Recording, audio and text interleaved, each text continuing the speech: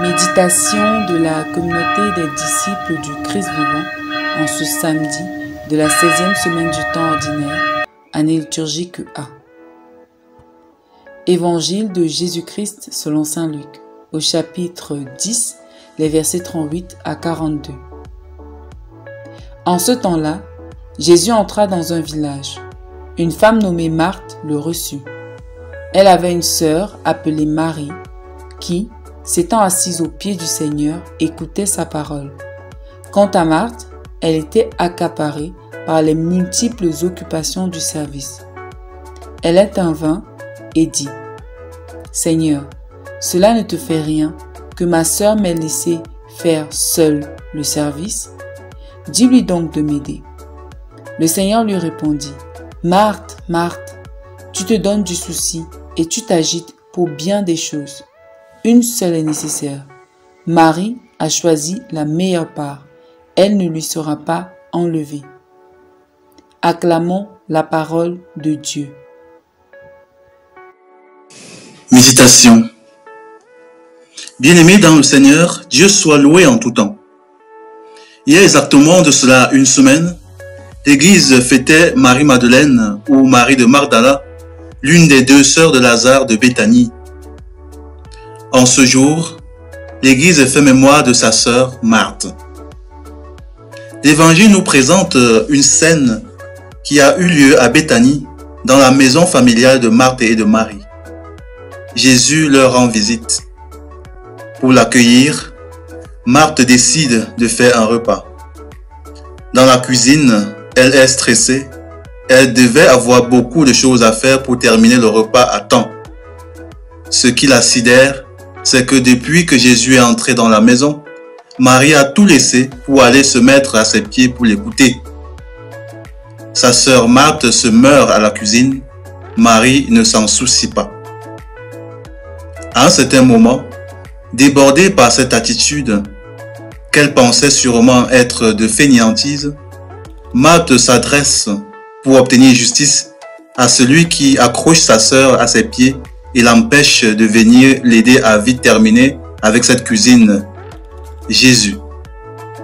La réponse de Jésus semble condamner la non coupable Marthe, qui pourtant, à la cuisine, se démène pour que ce Jésus puisse manger quelque chose.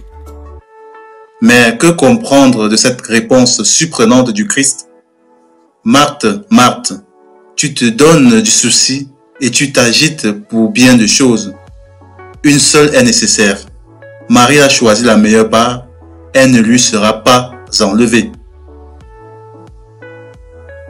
Cette parole n'est d'ailleurs pas loin de cette autre du livre de Deutéronome, reprise par Jésus au désert pour refouler le diable qui essayait de le tenter avec du pain alors qu'il avait très faim. L'homme ne vit pas seulement de pain, mais de toute parole qui sort de la bouche de Dieu. Il ne faut surtout pas tomber dans le contresens, souvent fait par des lecteurs fondamentalistes de la parole, celui de penser que la parole de Dieu, nourriture de l'âme, peut remplacer le pain, nourriture du corps. Aussi vrai que ventre affamé n'a point d'oreille, ventre extrêmement affamé n'est pas très disposé pour la prière. La leçon que nous tirons des paroles de Jésus à Marthe est qu'il ne faut jamais séparer la contemplation et l'action. En disant que Marie avait choisi la meilleure part, c'était pour déplorer le manque d'ancrage spirituel de l'activité, bien qu'aussi nécessaire, de Marthe. Toute activité doit commencer à genoux, c'est-à-dire nous devons offrir nos activités pour la gloire de Dieu avant de les mener. Quand nous l'avons fait, notre travail devient prière pendant que nous l'exerçons.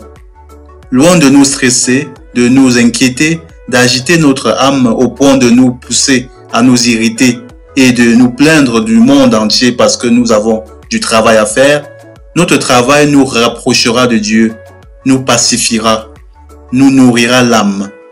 C'est ce que la célébration de la mémoire de Sainte Marthe nous apporte aujourd'hui. Offrir nos travaux au Seigneur dans une petite prière confiante avant de nous mettre à les faire. Ainsi, notre vie tout entière, pendant la prière et après la prière dans nos activités, deviendra prière, c'est-à-dire moyen de communion avec Dieu. Nous devons éviter un certain activisme même religieux. Certains de nous qui ont des responsabilités dans l'Église ne sont même plus conscients qu'ils agissent pour Dieu et qu'il faudra toujours inscrire l'exercice de leurs tâches dans la prière. Nous faisons des choses sacrées qui sont certainement bénéfiques pour les gens, mais ne nous sanctifient pas nous-mêmes parce que nous le faisons dans une certaine déconnexion de l'Esprit de Dieu qui nous a confié cette tâche. Faisons-en l'expérience maintenant. Les tâches que nous avons offertes pour la gloire de Dieu avant de les faire sont très différentes de celles que nous exerçons sans les avoir offertes au Seigneur. Elles sont même faites avec beaucoup plus de soin et d'amour. Prions. Dieu éternel et tout-puissant, nous t'en prions. Donne-nous la grâce de toujours prier et t'offrir chacune de nos tâches quotidiennes avant de les exécuter. Par Jésus le Christ notre Seigneur. Amen. Intercession. Seigneur, nous te prions particulièrement pour tous les ouvriers apostoliques qui, au nom du caractère prenant de leur apostolat ou de leur activité pastorale, en viennent à négliger leur vie spirituelle, leur vie de prière. Aide-les à retrouver le bon ordre, à prier avant de faire chacune de leurs tâches. Vierge Marie, toi qui as toujours su allier contemplation et action, intercède pour nous. Exercice spirituel.